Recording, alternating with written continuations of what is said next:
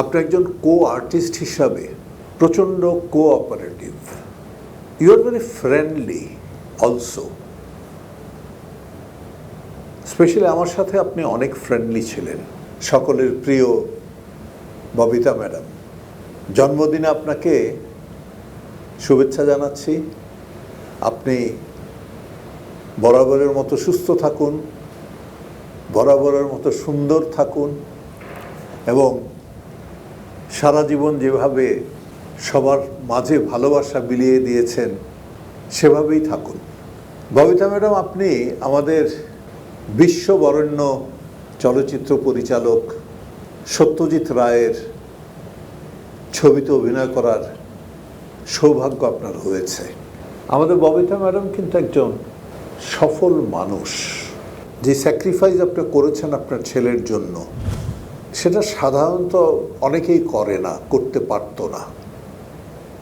ওই বয়স থেকে এই পর্যন্ত আপনি আপনার ছেলের জন্য নিজেকে উৎসর্গ করেছেন। আপনার সাথে আমার ছবি হয়েছে হয়তো 30টার মতো হবে। আমি সৌভাগ্যবান যে আপনার সাথে আমি কাজ করেছি। আপনি একজন কো আর্টিস্ট হিসাবে প্রচণ্ড cooperative, you are very friendly also. Specially আমার সাথে আপনি অনেক ফ্রেন্ডলি ছিলেন।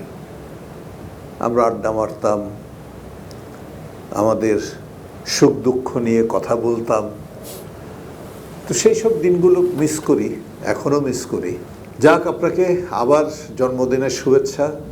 আপনি ভালো থাকুন, আপনি সুস্থ থাকুন এবং আনন্দে থাকুন। শুভ জন্মদিন।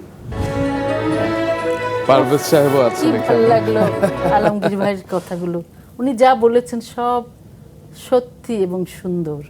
এই যে আমাদের মধ্যে এক ধরনের এত ভালো ভালো একটা সম্পর্ক ছিল, সুখ দুঃখের গল্প করতাম, কাজের ফাঁকে ফাঁকে অনেক হেসেছি, কথা বলেছি।